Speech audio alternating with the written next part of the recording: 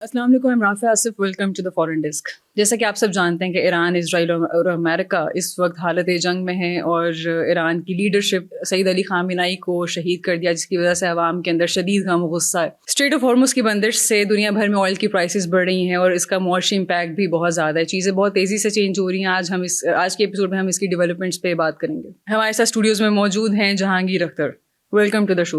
अच्छा, आप ये बताएं कि आयतुल्लाह अली ख़ामेनी जैसा लीडर एक मुस्लिम वर्ल्ड में वाहिद ऐसा लीडर था जो कि ग्लोबल पावर्स को, जो सुपर पावर्स हैं, उनको ललकारते थे। क्या हमें ऐसा लीडर दोबारा मिल सकता है और इनके जाने से क्या नुकसान हुए पूरी उम्मत मुस्लिमा को? देखें, इसमें तो कोई शक नहीं है कि अली ख़ामेनी साहब जो हैं वो मुस्लिम उम्मा के बहुत बड़े लीडर थे जी। लेकिन स्पेशली जो अहले तशी है कम्युनिटी पूरी दुनिया में, वो उनको अपना मराजे समझती थी। जी। और ऑब्वियसली जब कोई इस लेवल का लीडर अगर दुनिया से जाता है या इस तरीके से वो शहीद हो जाता है जी। तो उसका बज़ाहिर ये इम्पैक्ट आता है, लोग दुखी होते हैं, लोग परेशान होते हैं और लोगों को गम का एहसास होता है। जी। लेकिन दूसरी तरफ उसका एक बहुत पॉजिटिव इम्पैक्ट आता है, वो ये कि अब देखें, मिसाल के तौर पे अब उनकी एज 86 ईयर थी। 86 और कुछ उनकी बॉडी पार्ट्स भी पैरालाइज थे। वो पिछले किसी जंग में उनके साथ कुछ जो मसला हुआ था हमले में, तो और उसके अलावा ये भी सुना जाता है कि वो इसके अलावा कुछ बीमार भी थे। ठीक है, तो इंसान तभी मौत भी तो मर जाता है, दुनिया से चला जाता है। जी। लेकिन चूंकि उन्होंने शहादत को चूज किया, अल्लाह ताला ने उनको ये रुतबा दिया, उसका इम्पैक्ट ये हुआ कि जो थोड़ी बहुत यानी रजीम अगर चेंज करने का जिन लोगों का कॉन्सेप्ट था, वो थोड़ी बहुत अगर उनके माइंड में थी कि लोग उनके खिलाफ उठेंगे, तो सिंपैथी का वोट उनकी शहादत के बाद और बढ़ा। अच्छा। और ईरान में एक पॉजिटिव इम्पैक्ट आया उनकी शहादत से। और फिर लोग जो है, जब लीडर इस तरह शहीद होता है तो उसका ये असर होता है कि और लोगों में जज्बा पैदा होता है और उनके मकसद के साथ और उनके इनकलाब के साथ और लोग जुड़ जाते हैं। ठीक है, तो उनकी शहादत से मेरा ये ख्याल है कि नुकसान नहीं हुआ बल्कि बहुत फायदा हुआ। ठीक है, और फायदा इस सेंस में हुआ कि अब हर गली में, हर जगह पे आप देखें कि ये इम्पैक्ट जो है उनकी शहादत का, ये सिर्फ ईरान में नहीं हुआ, ये पूरे आलम इस्लाम में, पूरी दुनिया में हुआ है। इवन के अफ्रीका तक के कंट्रीज में भी ये आया है, लोग उनके लिए बाहर निकले, उन्होंने प्रोटेस्ट किया। इवन के पाकिस्तान में लोग अमेरिकन एम्बेसीज का घेराव किया, वहां जाने की कोशिश की, जिसमें कुछ लोग शहीद भी हो गए। ठीक है, लेकिन मतलब ये बात अगर हम इसका खुलासा करें तो वो ये है कि ख़ामेनी साहब जो हैं वो उन्होंने अपनी ज़िंदगी में भी चैलेंज किया जो भी ये कुव्वतें थी, जो ये कुव्वतें थी जो ईरान को सफ़ाहस्ती से मिटाने की धमकियां देती थी, अपनी ज़िंदगी में भी चैलेंज किया और अपनी शहादत से इस पर्पस को और इस जो उनकी तहरीक थी इसको और स्ट्रेंथन किया। तो जंग तो इन्होंने छेड़ लिया अमेरिका और इजराइल ने, तो आपको लगता है कितना आसान है उनके लिए अपने मकासद को हासिल करना? क्योंकि ईरानी अवाम, जैसे आप देख रहे हैं, इतने जज्बाती हुए हैं दुनिया भर में, इतना वो उनको रेजिस्टेंस का भी सामना है, तो क्या उनके लिए आसान है अपने मकासद को पूरा करना अभी? देखें, इनका जो कोर एक मकसद था, सबसे पहले मैं ना जंग के बारे में एक बात बताता हूँ। जंग में जो सबसे पहला कत्ल होता है ना, वो सच का कत्ल होता है। अच्छा। सच आपको ढूंढने से भी नहीं मिलता। दोनों तरफ से आपको ऐसी खबरें आ रही होती हैं कि सच्ची खबर को ढूंढना बहुत मुश्किल हो जाता है। दोनों पार्टीज जो दोनों होती हैं वो प्रोपेगेंडा करती हैं, ठीक वैसी खबरें करती हैं जो उनके मकसद को हासिल करने के लिए हेल्प आउट करती हैं। ठीक है, मेरे ख्याल में, यानी मेरा जो एनालिसिस है वो ये है कि इसराइल और अमेरिका, इन्होंने बहुत ज़्यादा मिस कैलकुलेट किया। और मेरा ये मानना है, हो सकता है लोग इससे डिफर भी करें, कि जो पहली स्ट्राइक की, पहले 6 मिसाइल फेंके इन्होंने इसराइल और अमेरिका ने, तो ये जंग हार चुके थे। अब आप पूछेंगे कि ये इतनी जल्दी कैसे? उसकी रीज़न ये है कि देखिए, इसराइल ने अमेरिका को ये समझाकर और इस तरह उनको मैनिपुलेट किया और उनको ट्रैप किया कि तुम लोग ईरान पे हमला कर दो, ईरान 48 आवर से ज़्यादा सर्वाइव नहीं करेगा। आयतुल्ला अगर शहीद हो गए या उनके मेजर जो उनके आर्मी चीफ या पासदारान इनकलाब के जो चीफ हैं, वो अगर शहीद हो गए तो ईरान सर्वाइव ही नहीं कर पाएगा। ठीक है, उनकी ये कैलकुलेशन थी। लेकिन जैसे उन्होंने अटैक किया, आयतुल्ला साहब की पूरी फैमिली एक किस्म की, उनका नवासी और उनका बेटा और बहू, वो सारे शहीद हो गए, एहलिया भी शहीद हो गए। लेकिन उसके वाइस वर्सा उल्टा हुआ क्या कि वो इतने जबरदस्त तरीके से ईरान ने रिटेलिएट किया और इतना जबरदस्त उन्होंने दोबारा हमला किया। ठीक है, तो अब वो हुआ कि अब उनकी शहादत से चीजें और तगड़ी हो गई। ठीक है। और ईरान जो है वो डेली बेसिस पे मिडिल ईस्टर्न कंट्रीज पे भी हमले कर रहा है, जो एयर बेसिस पे ऑब्वियसली लोगों को भी बड़ी वो मिसकंसेप्शन है कि वो मिडिल ईस्टर्न कंट्रीज पे कर रहा है। अच्छा, ये वाला जो ये बड़ा मिसकंसेप्शन है, लोगों को समझ नहीं आ रही कि वो मिडिल ईस्टर्न कंट्रीज पे अटैक कर रहा है। देखिए, अब हम एक बात अंडरस्टैंड करते हैं, ये बात आपने अच्छा किया बीच में सवाल कर लिया। देखिए, ये वाकई लोग इसको कंफ्यूज करते हैं कि शायद ईरान जो है वो सारे 14-15 मुल्कों से दुश्मनी ले रहा है और अपने मुसलमान भाई मुल्कों से उन पे अटैक कर रहा है। ऐसी बात नहीं है। असल में बात यह है कि जब आप दुश्मन को अपनी जगह पे घर देंगे, अपने इलाके में जगह देके अपने भाई को मरवाने की कोशिश करेंगे, तो फिर भाई का भी राइट बनता है ना कि वो आपको रिक्वेस्ट करे। पहले ईरान ने पहले इनको रिक्वेस्ट की, आयतुल्ला साहब ने अपनी लाइफ में इनको बोला कि आप ऐसा करें, आप इनको यहां से इनको जगह ना दें, इनको स्पेस ना दें, लेकिन अगर किसी ने स्पेस दी तो हम उसको, यानी उस जगह को फिर अपने दुश्मन की जगह कंसिडर करेंगे और हम उस पर अटैक करेंगे, जो कि ईरान अभी कर रहा है। और मेरे ख्याल में ईरान बिल्कुल ठीक कर रहा है। सही है।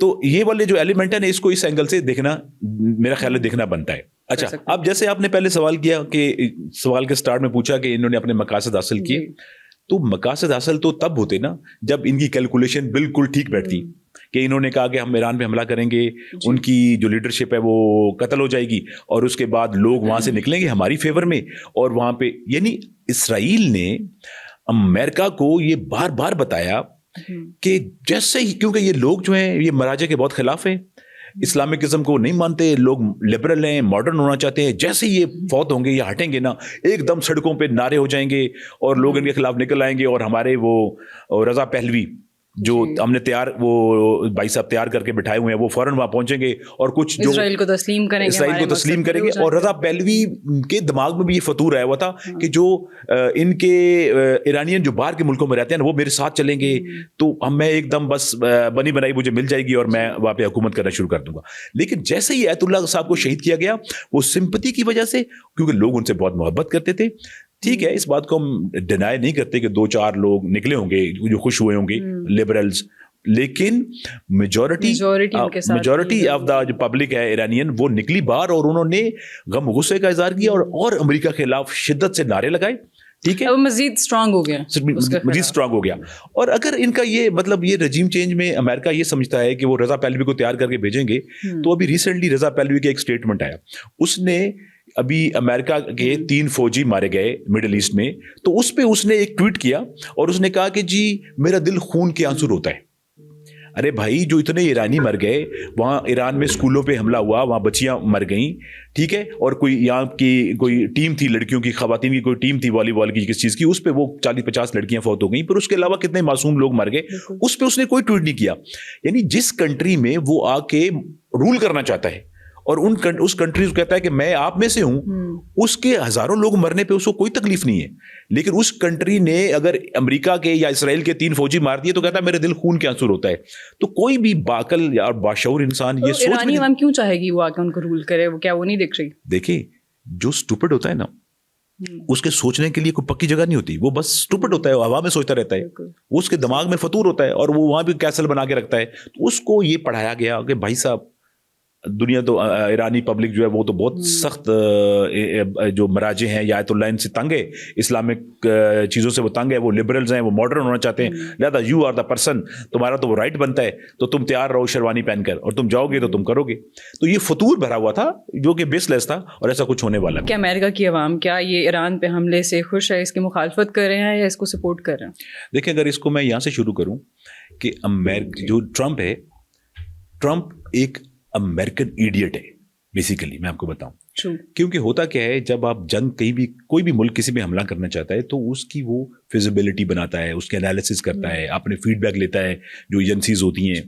इनके खुद जर्नल्स ने और इनकी एजेंसियों ने इसको बताया कि देखो, ईरान न्यूक्लियर वेपन शैपन कुछ नहीं बना रहा, ईरान ने इनरिचमेंट भी हमारे कहने पे कम से कम कर दी, ईरान हमारी चीज़ों के साथ चलता है, वो कोई उसका जैसा प्लान ही नहीं है, तो तुम उस पर हमें अटैक करने का फ़ायदा नहीं है। ठीक है, उन्होंने इनको इसको समझाया, यानी जो प्रोफेशनल लेवल पे जो ऑफिशियली जो चीज़ें यानी जिनसे ये कंसल्ट करना, उन्होंने इनको मना किया कि तुम ईरान पे अटैक मत करो, ईरान की ऐसी कोई इंटेंशन नहीं है।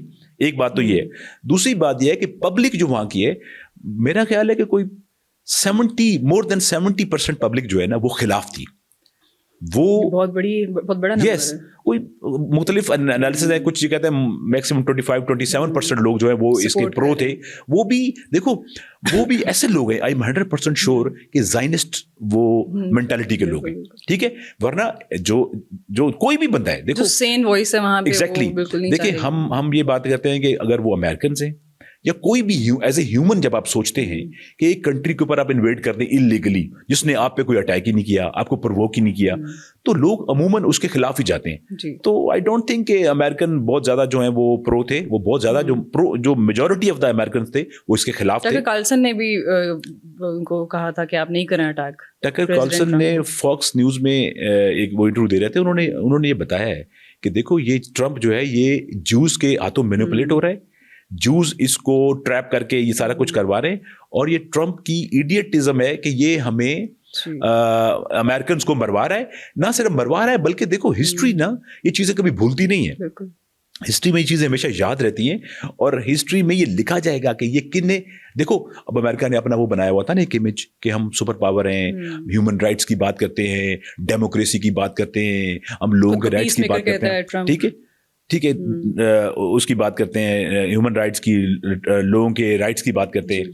लेकिन हिस्ट्री में तो ये लिखा जाएगा ना कि इन्होंने एक ऐसी कौम पर हमला किया जो इनके लिए खतरा थी ही नहीं, ठीक है। सेम देखो, ये इनका कोई पहला नहीं है, ये इनकी पहली दफा ये ऐसा नहीं कर रहे। इन्होंने 2003 में इराक पे हमला किया, उस पे इन्होंने ये इल्जाम लगाया कि जी इनके पास मैस डिस्ट्रक्शन के केमिकल वेपन्स हैं।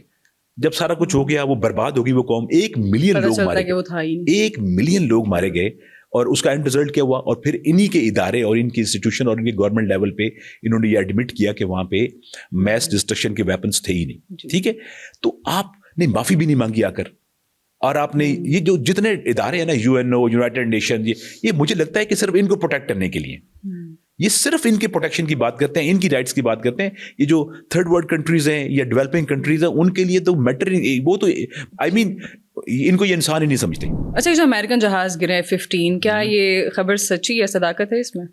देखिए, ये खबर जब मैंने पहले दफा देखी, क्योंकि आजकल आपको मैंने बताया ना कि जंग में सबसे पहला कत्ल सच का होता है, ढूंढना मुश्किल हो जाता है। तो हुआ क्या कि ये जब मैंने खबर देखी तो मुझे भी लगा कि यार आजकल AI का ज़माना है, ठीक है, और वैसे भी ये अमेरिकन्स ने अपनी टेक्नोलॉजी और अपनी एडवांसमेंट इतनी हमारे दिमाग में डाल के ना इस तरह हमें कर दिया कि जैसे ये कोई अबव द नेचर है, और ये तो सब चीज़ों से ये मतलब ये बाला तर रहे, मुबर्रा है, इनको तो कुछ कह ही नहीं सकता। तो मैं भी थोड़ा शौक हुआ था कि यार इनके जहाज गिर गए।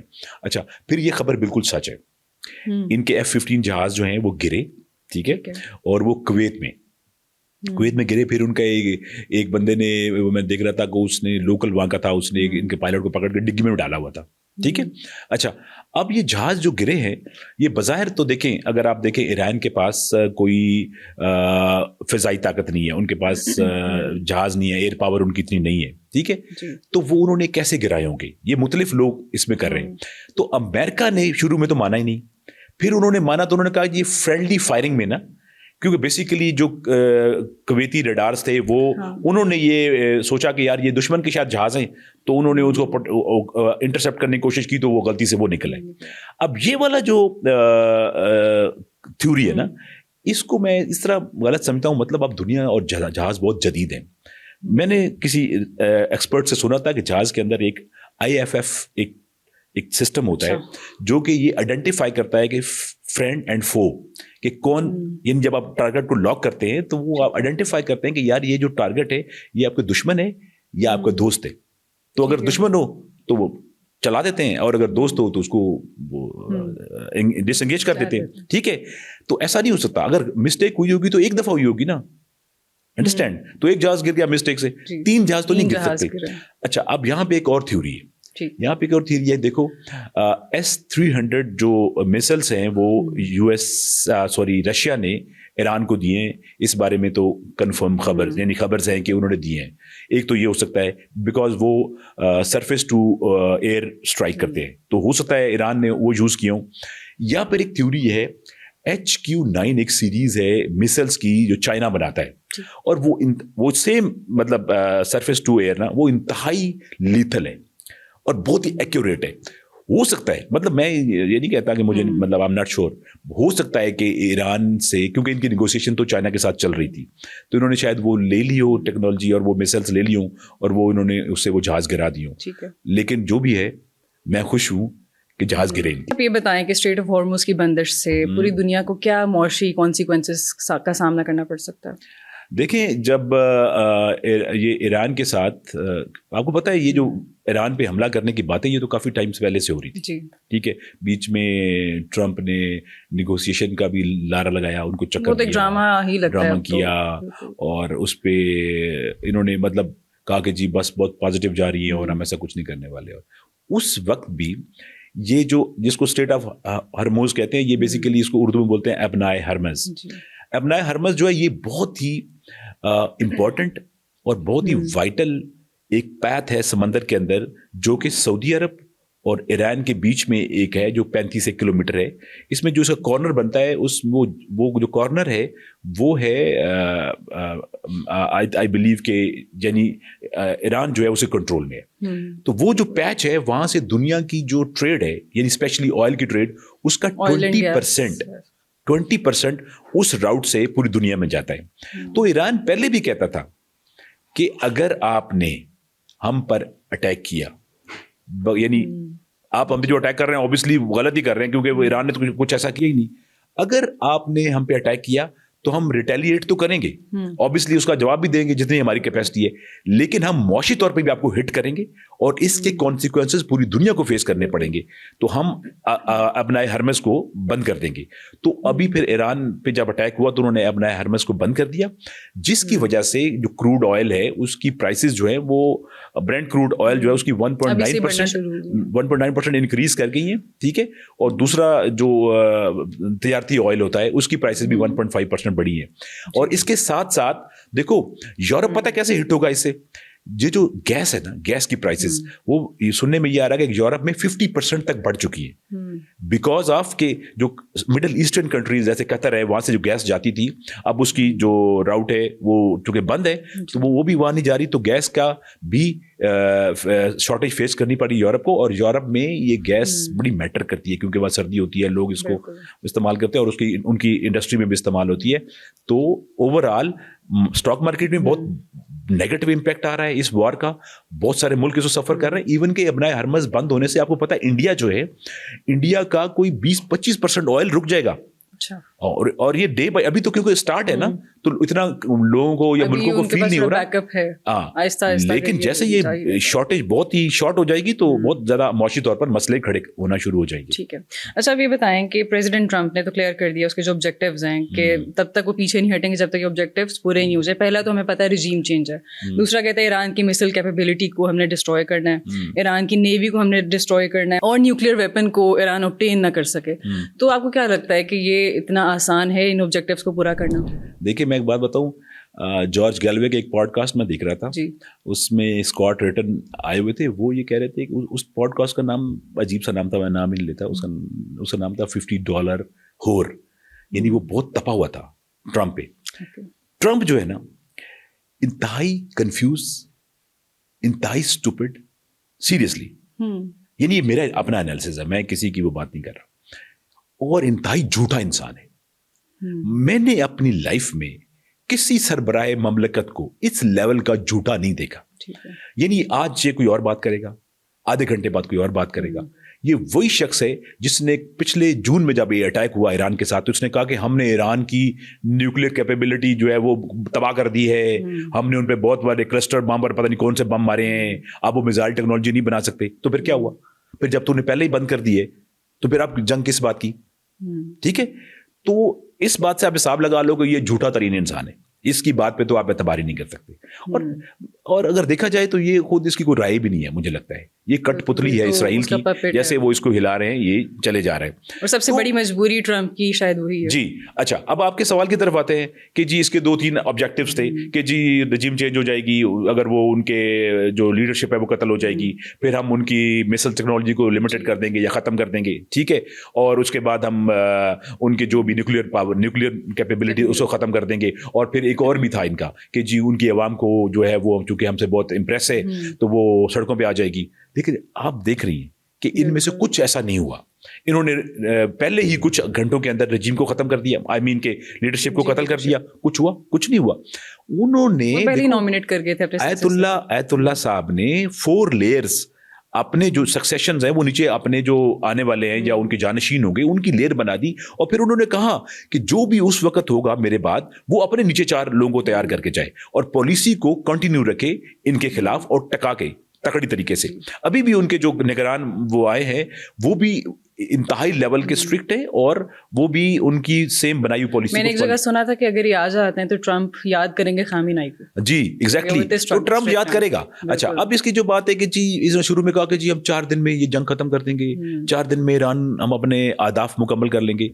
अभी वो कह रहा है कि नहीं, इट माइट टेक 4 वीक्स। तो ऐसे नो वन डिसाइड। इराक के वजीर दिफा, शायद वजीर दिफा ही थे, उन्होंने कहा था क्योंकि अभी ट्रंप साहब ने उनको अप्रोच किया है ईरानियन को फॉर द निगोशिएशन कि हम बात कर लेते हैं, जरा बात को खत्म करते हैं जी। लेकिन उन्होंने कहा है भाई साहब ये जंग तो आपने शुरू की ना, नो वी विल डिसाइड कि इसको खत्म कब करना है। तो लिहाजा इनके कोई अदाफ वदाफ जो है, ये सब ये मीडिया की बातें हैं, अदाफ देखो ऑब्वियसली उन्होंने सोचा होगा माइंड में, लेकिन वो सही भी हो ये टाइम बताएगा।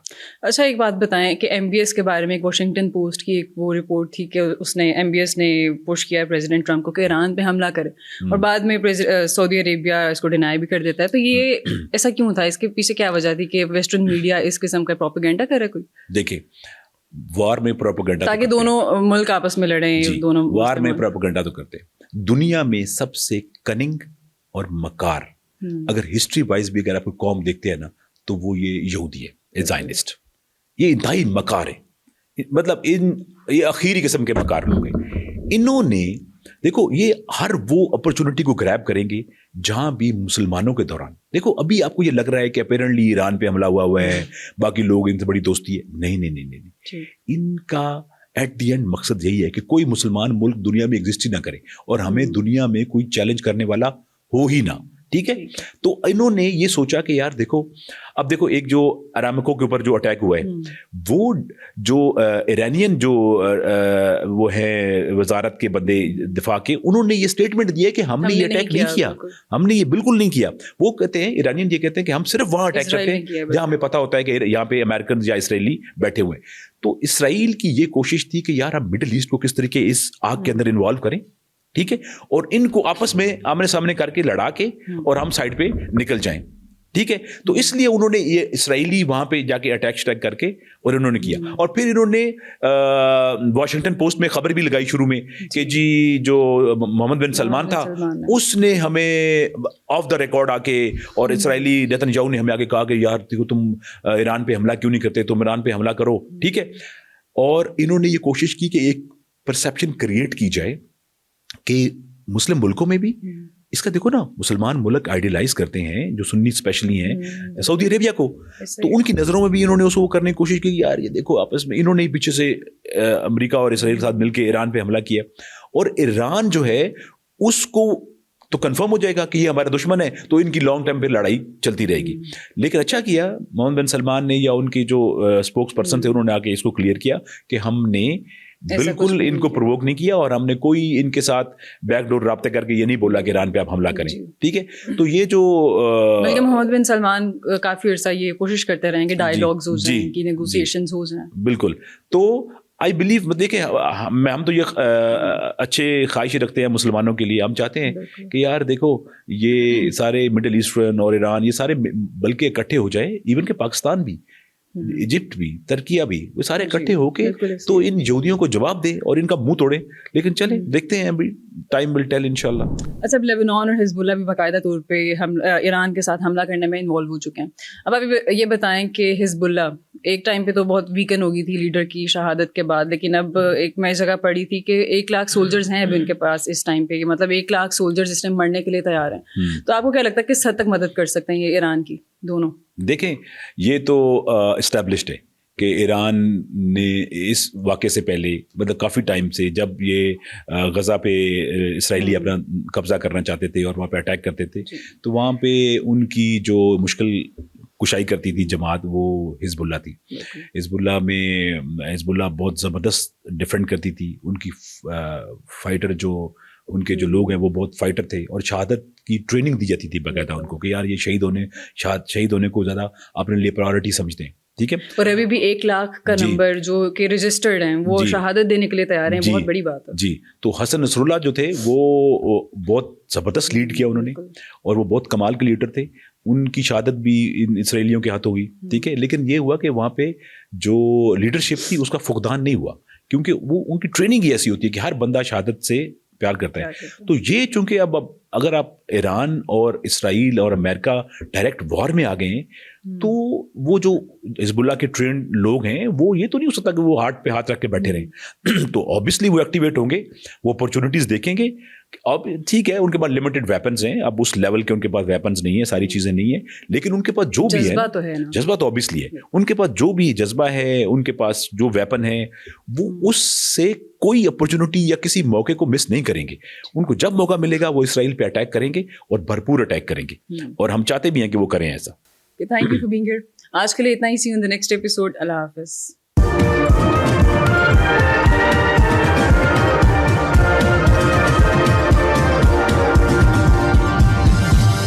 You are watching Apna Watan.